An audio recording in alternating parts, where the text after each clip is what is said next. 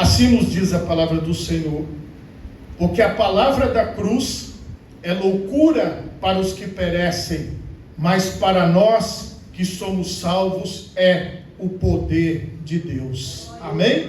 Por favor, levante a sua mão direita, feche os seus olhos e oremos a Deus. Pai Todo-Poderoso, neste momento, Senhor, eu te peço entendimento, ó Pai. Ministra sobre as nossas vidas, ó Deus, através do Teu Santo Espírito, ó Pai, para que nós possamos compreender, ó Deus, a Tua vontade para as nossas vidas. Que nós não saiamos daqui, ó Pai, da mesma forma que chegamos. Que aqueles que nos acompanham pelas redes sociais também não fiquem da mesma maneira, mas que eles possam ser tocados por Ti, Senhor, que eles possam ser ministrados por Ti, ó Pai, que eles possam receber a Tua direção para as suas vidas, ó Deus, é o que eu te peço, em nome de Jesus, amém, e graças a Deus. Podemos assentar, meus irmãos, em nome de Jesus.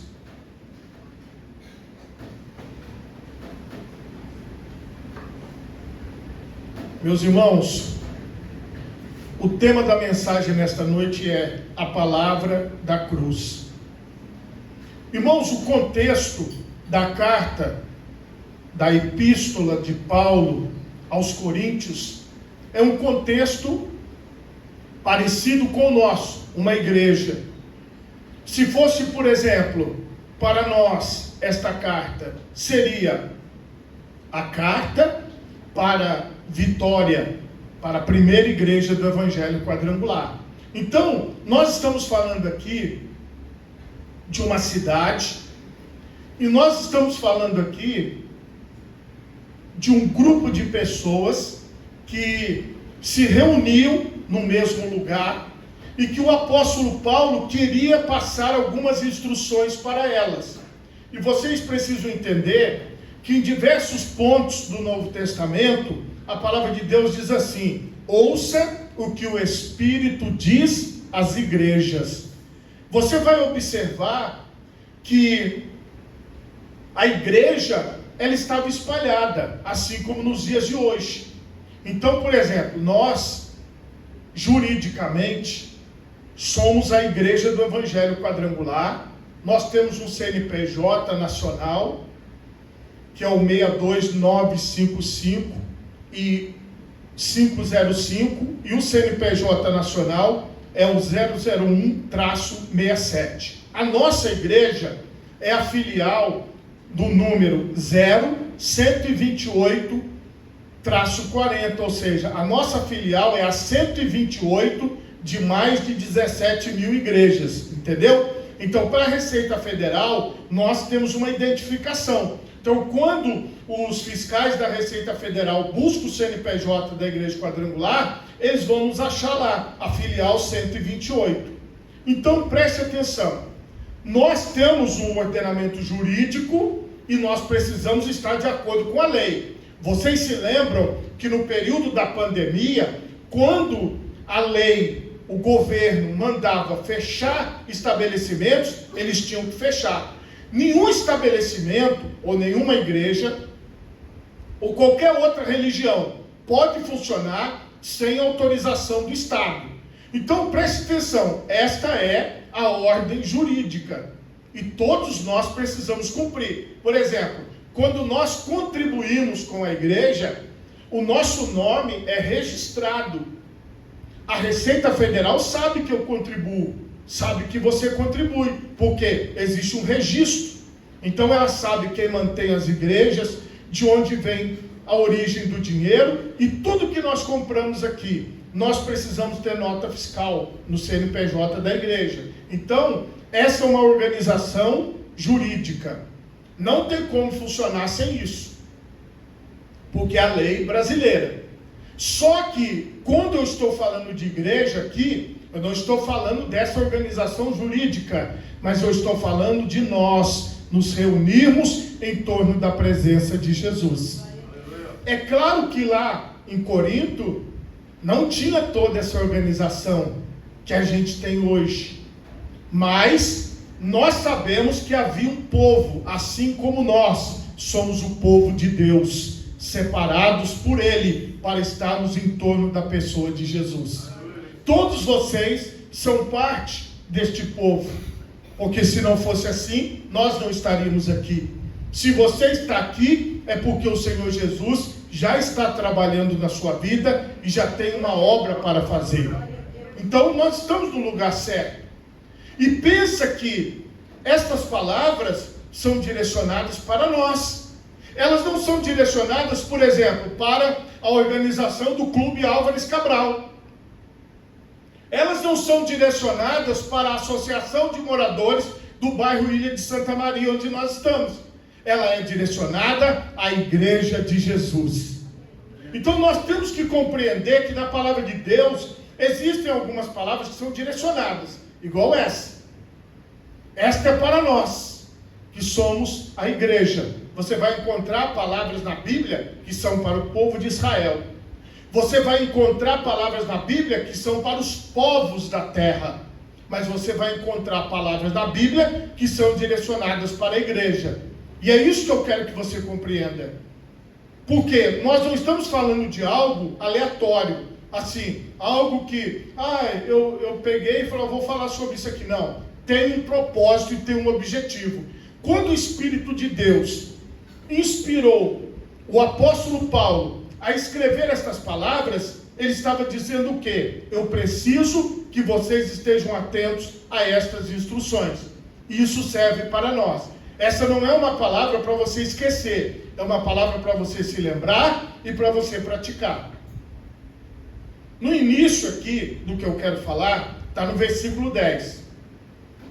Rogo-vos, porém, irmãos, pelo nome de nosso Senhor Jesus Cristo, que digais todos uma mesma coisa, e que não haja entre vós dissensões, antes sejais unidos em um mesmo sentido, em um mesmo parecer.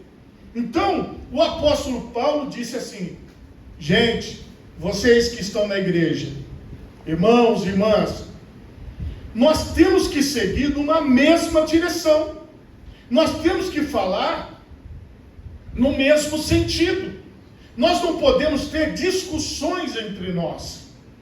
Nós não podemos ter discordâncias entre nós no que se refere ao Evangelho, ao ensinamento de Jesus. Então, para nós podermos avançar como igreja, como pessoas que pertencem ao reino de Deus, nós precisamos seguir essa instrução. Fiquem todos na mesma direção. Sigam todos no mesmo sentido. Vocês podem ver que, por exemplo, uma equipe, seja ela de basquete, de futebol, de vôlei, ela tem um técnico. E normalmente, aqueles atletas, eles seguem a instrução do técnico. A forma de jogar, a maneira de fazer as coisas, para que tudo dê certo. Mesmo que são pessoas diferentes, e com certeza você, em algum momento da sua vida, já fez parte de alguma equipe, as funções são diferentes, mas o objetivo é o mesmo. Todos têm que ter entendimento do que cada um precisa fazer para a equipe ser bem sucedida. Isso é um segredo que as equipes utilizam, mas a palavra de Deus já fala isso. Nós temos que seguir na mesma direção. Qual é a direção? É a de Jesus. Ele é o caminho, Ele é a direção para nós. Porque a respeito de vós, irmãos meus, me foi comunicado pelos da família de Cloe que há contendas entre vós. Quero dizer com isso que cada um de vós diz: eu sou de Paulo, eu sou de Apolo, eu sou de Cefas e eu de Cristo. Está Cristo dividido? Foi Paulo crucificado por vós? Ou fostes vós batizados em nome de Paulo? Dou graças a Deus, porque a nenhum de vós batizei, senão a Crispo e a Gaio, para que ninguém diga que fostes batizados em meu nome. E batizei também a família de Estéfanas. Além destes, não sei se batizei algum outro, porque Cristo enviou-me não para batizar, mas para evangelizar, não em sabedoria de palavras, para que a cruz de Cristo não se faça vã. Entenda o contexto aqui. Ele recebeu informações seguras que os irmãos lá em Corinto, através da família de Cloe, que informou ele, estavam tendo contendas e discussões. E qual eram as discussões? Basicamente era o seguinte: um dizia, eu sou de Paulo, outro dizia, eu sou de Apolo, outro dizia, eu sou de Cefas, e outros diziam, eu sou de Jesus. Para todos nós que um dia já tivemos contato com igreja, fizemos parte da vida comunitária da igreja, nós, da Igreja do Evangelho Quadrangular, nós passamos por mudança de pastores. O pastor da igreja, ou a pastora, não fica para sempre ali na igreja. Bom, a primeira coisa que às vezes os irmãos oram é para Deus levar, matar logo, que aí já, né, tem muitos pastores que já recebem a promoção e vai logo, se morrer não tem como continuar como pastor. Então essa é uma maneira do pastor deixar de ser pastor da igreja, a maneira número 1. Depois, em diversas denominações, não só na nossa, vem a transferência. Por exemplo, a pessoa, ela pode ser transferida e você pode se tornar pastor numa outra cidade, num outro local. A transferência faz parte do ministério. O ministério é itinerante, ou seja, não é fixo, não é de um lugar, porque você não é obrigado a ficar ali. E existe essa transferência. Aí o que acontece? Eu, por exemplo, da igreja de onde eu venho, lá no interior do estado de São Paulo, eu passei por 8 trocas de pastores. Então, quem já passou por isso sabe o que eu estou falando. Às vezes as pessoas, elas ficam com aquela lembrança do tempo do tal pastor. Então, às vezes, por exemplo, o pastor que me batizou tem a minha preferência, porque ele me batizou. Então eu lembro muito dele, dos ensinamentos, de como ele fazia o culto. Só que nenhum pastor que passou por lá depois dele, os outros 7 foram iguais. Cada um tem um jeito de falar, tem um jeito de dirigir o culto, tem um jeito de fazer as coisas.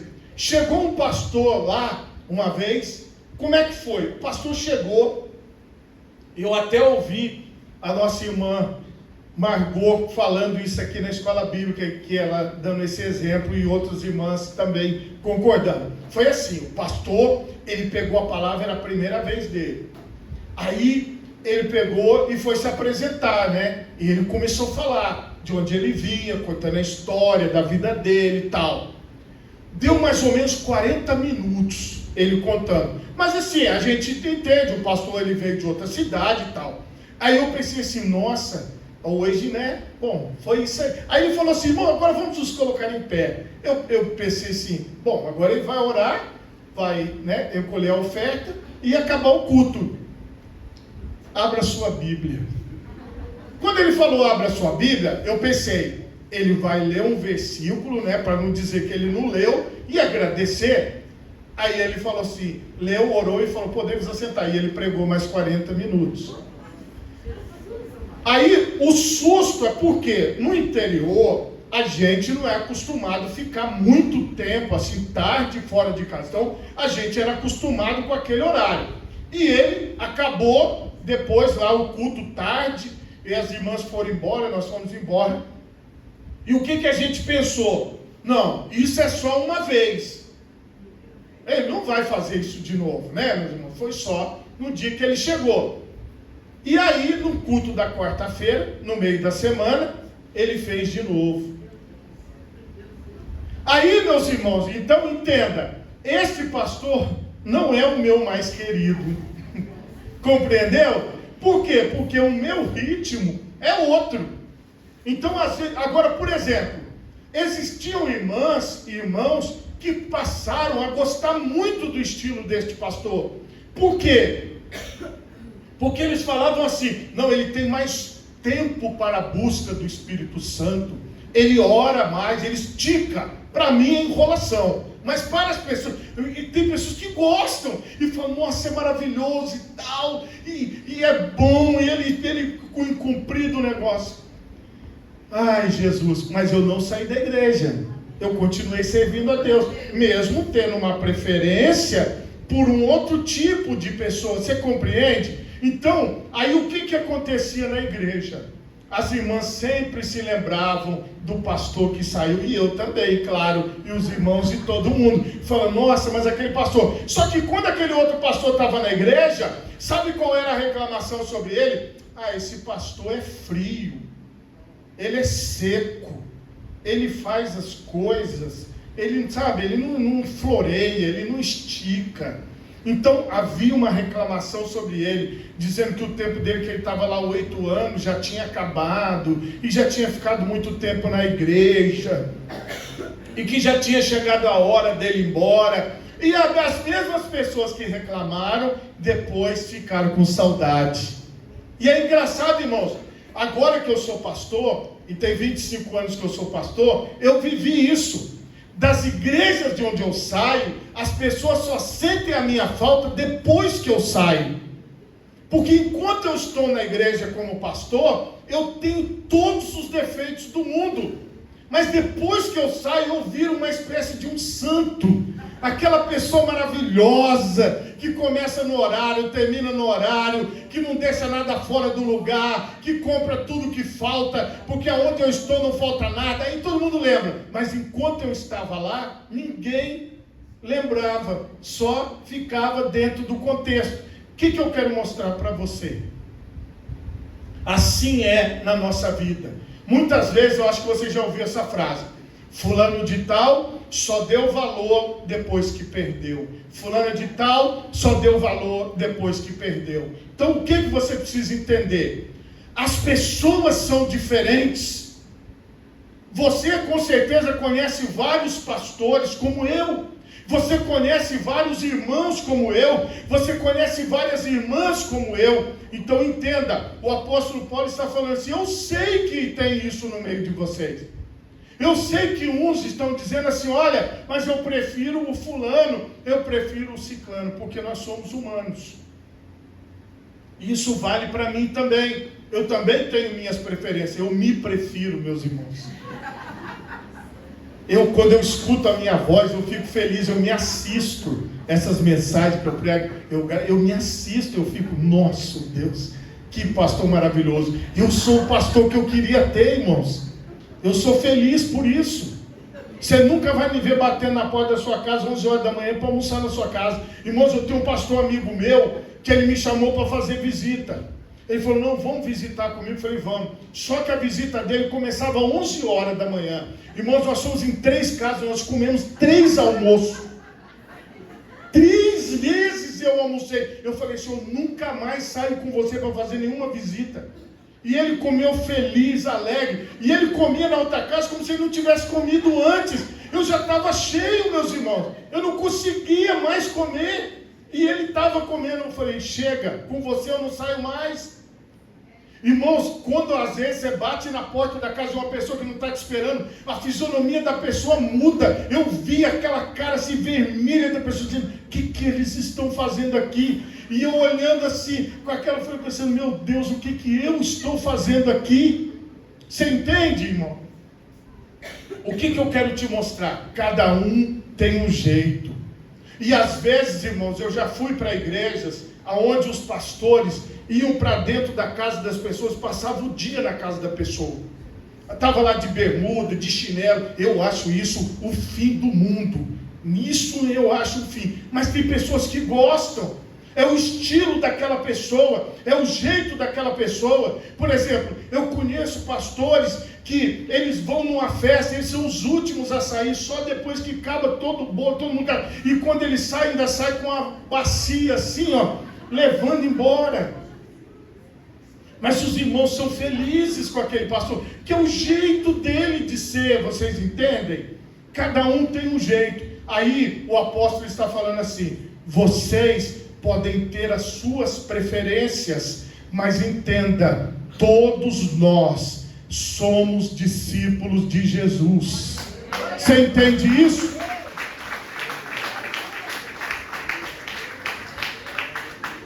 Porque a palavra da cruz é loucura para os que perecem, mas para nós que somos salvos é o poder de Deus. Porque está escrito: destruirei a sabedoria dos sábios e aniquilarei a inteligência dos inteligentes. Onde está o sábio? Onde está o escriba? Onde está o inquiridor deste século? Porventura não tornou Deus louca a sabedoria deste mundo? Visto como na sabedoria de Deus o mundo não conheceu a Deus pela sua sabedoria, aprove a Deus salvar os crentes pela loucura da pregação.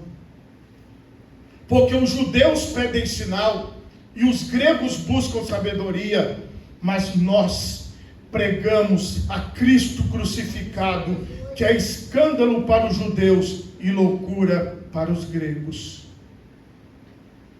Preste atenção numa coisa. Todos esses modelos de pastores que eu falei para vocês, todos, os apóstolos da palavra, os bispos da palavra, os pastores do Novo Testamento, todos, cada um tem um estilo, cada um tem um jeito, mas o que nós somos? Mensageiros. Nós somos portadores da mensagem. Irmãos, a minha forma de ser, o meu temperamento, a minha maneira de falar, ela não pode sobressair a mensagem.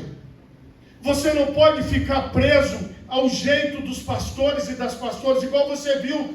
Existem grupos de pessoas que vão à igreja, igual aqui o apóstolo falou, os judeus buscam o poder de Deus, porque eles conhecem o Antigo Testamento, eles sabem das maravilhas de Deus. Hoje nós poderíamos dizer que nós, os pentecostais, buscamos o poder de Deus, mas existem aqueles que ele chama aqui dos gregos, que são pessoas que buscam a sabedoria, buscam uma palavra intelectual, buscam uma palavra de conhecimento. Entenda uma coisa, eu não sei se você está buscando poder, ou se você está buscando sabedoria, não importa. O que importa é que nós somos portadores da única mensagem que salva, que é a de Jesus Cristo crucificado. Ele foi crucificado e ele ressuscitou ao terceiro dia. Então nós, irmãos, ouvimos o chamado dele. Estamos aqui com vocês, como muitos estão espalhados por todo mundo. Para quê? Para dizer a vocês que é através de Cristo que nós fomos salvos. É através dele. Porque muitas vezes nós buscamos sabedoria, outras vezes nós buscamos poder, nós buscamos pastores que têm mais uma tendência para o poder, ou buscamos pastores que têm mais uma tendência para o ensinamento, para o conhecimento. Vão ter vários. E hoje, meus irmãos, nós temos que tomar muito cuidado com aquilo que está na internet, porque as pessoas, elas começam a ouvir um aqui hoje, aí amanhã elas escutam uma outra mensagem, aí depois de amanhã elas escutam outra, e elas vão ficando confusas, elas vão ficando sem entendimento, porque elas escutam tanta coisa, parece que uma coisa não encaixa na outra. Era isso que aquelas pessoas estavam vivendo. Parece que o apóstolo Paulo está falando dos nossos dias. Muitas pessoas estão confusas, porque elas olham e falam: olha, por que tem que ter tantas denominações? Por que tem que ter tantos pastores? Por que tem que ter tantas pessoas? Não podia ser uma coisa só? As pessoas se confundem. Por que um interpreta de um jeito e outro interpreta do outro? Irmãos, nada disso é importante. O importante é se Jesus está no meio de nós. Porque você só tem que olhar para Jesus Cristo.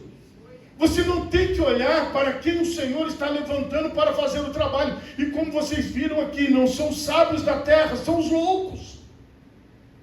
Não são aquelas pessoas mais bem preparadas. O Senhor confunde a sabedoria do mundo, nos chamando para fazer o seu trabalho.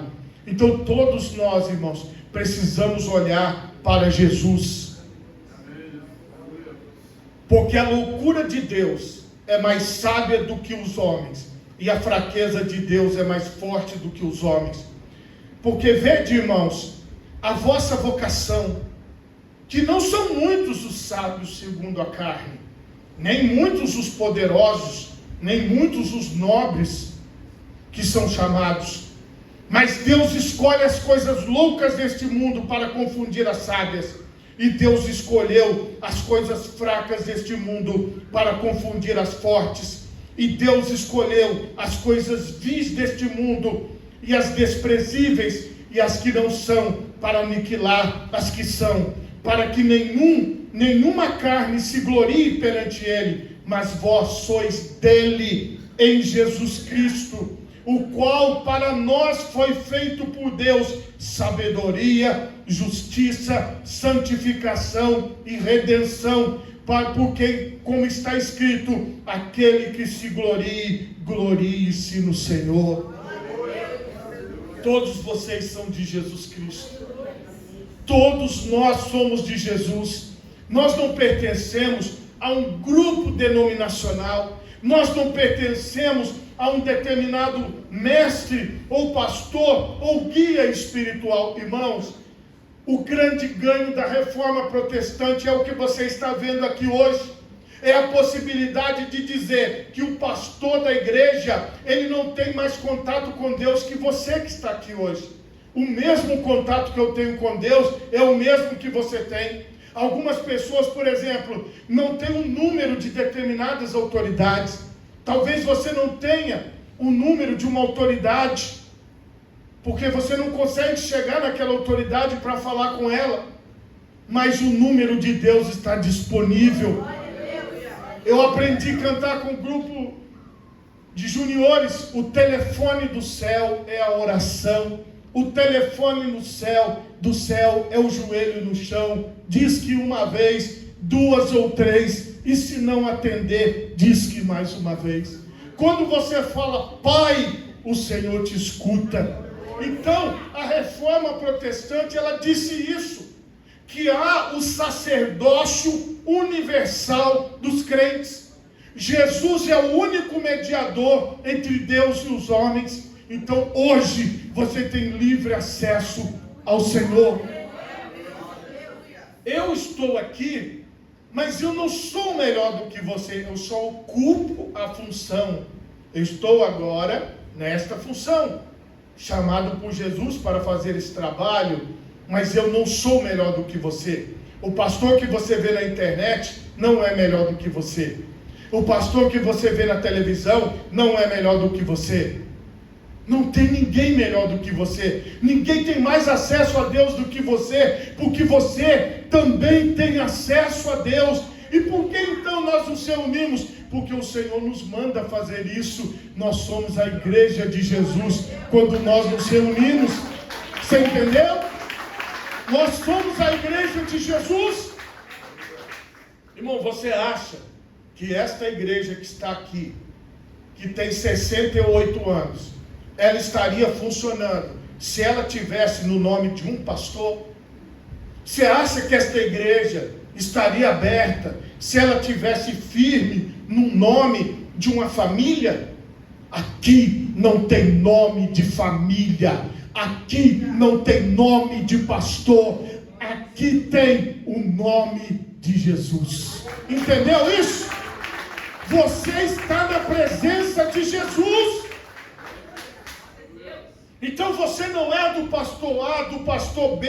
Você não pertence à denominação A, B ou C. Nós temos a nossa carteirinha de membro? Temos. Nós pertencemos à Igreja do Evangelho Quadrangular? Sim, mas nós temos que entender. Vamos retirar isso e deixar um pouquinho de lado e entender o seguinte: eu pertenço à Igreja de Jesus Cristo na terra. Eu faço parte do corpo de Cristo e esta palavra é para mim. Então o Senhor Jesus nos salvou. O Senhor Jesus nos chamou. Olha que coisa interessante. Até o pastor que pregava horas, mais ou menos 1h30, em torno da parte da história da vida dele, somando com a parte da Bíblia, ele me fez aprender a paciência. Irmãos, eu desenvolvi uma paciência. Eu já sabia quando ele estava entrando para cá, para a história. Eu falei, agora eu já sei quando ele vai. Eu estava andando junto com ele no carro dele, assim, entendeu? E eu fiquei lá, na paciência, tranquilo, buscando ao Senhor, clamando ao Senhor. Eu permaneci, Por quê? Eu não estava ali por causa daquele pastor. Você não está aqui por minha causa. Você não está aqui por causa de A, B ou C. Você só está aqui por causa de Jesus. Eu só estou aqui por causa de Jesus. Então, quando nós aprendemos isso, nós entendemos tudo. Foi Jesus que morreu por nós na cruz do Calvário. Não foram os seres humanos. Irmãos, as pessoas, elas dizem assim: você não está vendo o que esses pastores estão fazendo? Não. Você não vê? Você não vê que esses... Não, eu não vejo. Porque eu não estou olhando para os pastores, irmãos. Eu não estou procurando saber dos pastores. Eu estou todos os dias orando, lendo a Bíblia e adorando ao Senhor e buscando ao Senhor. Eu venho aqui. Você entendeu isso? É para o Senhor. É isso que as pessoas não entendem. Eles acham que nós somos alienados, que nós não enxergamos as coisas. Irmãos, nós estamos em torno de Jesus. As irmãs que tiveram no primeiro culto comigo, onde eu participei na casa da Dona Beth, todas faleceram. E por último, faleceu a minha mãe, com 81 anos, no dia 5 de agosto. Ela foi a última daquelas irmãs que estavam dentro daquela casa, onde eu ouvi o Evangelho pela primeira vez. Todas já estão com o Senhor, mas a mensagem continua sendo pregada por mim. É como se eu estivesse ontem dentro daquela casa, quando a irmã Teresa bateu palma assim, na porta da minha casa, da casa da minha mãe, e nos convidou. Falou assim: como é que é o nome da senhora? Aí a minha mãe falou: Isabel. E o seu filho, César? Venham, vamos participar com a gente. Nós vamos fazer um culto aqui na casa da Dona Beth. A minha mãe perguntou: vocês são de qual igreja? E ela disse: nós somos da Cruzada, porque a nossa igreja tem um nome fantasia, Cruzada Nacional de Evangelização. E eu entrei naquela casa, as irmãs cantaram os corinhos, abriram uma palavra, pregaram uma palavra. Esta mensagem, irmão, ela é viva e poderosa. A dona da mensagem não era a irmã Teresa, não era o grupo missionário de mulheres. O dono desta mensagem é o Espírito de Deus, e esta mensagem continua viva, e nós vamos continuar pregando esta palavra. Ninguém pode parar esta mensagem poderosa. Pode ter um péssimo pastor, pode ter uma péssima pastora, mas eles não impedem, porque o poder de Deus é maior, o poder de Deus é maior, o poder de Deus é maior. Eu fico feliz com isso, porque não vai ser um pastor que vai tirar a tua fé, não vai ser uma pastora que vai tirar a tua fé. Não fica se apegando no erro dos outros, abrace o Evangelho. Olha que eu nem podia estar gritando aqui, mas amém. Irmão, chega, estou falando muito. Daqui a pouco eu vou ficar com a minha voz ruim, amém, meus irmãos? Senão eu vou ficar igual o pastor que eu falei para vocês. Por favor, coloque as duas mãos na altura do seu coração. Feche os seus olhos e oremos a Deus. Pai Todo-Poderoso, neste momento, Senhor, eu quero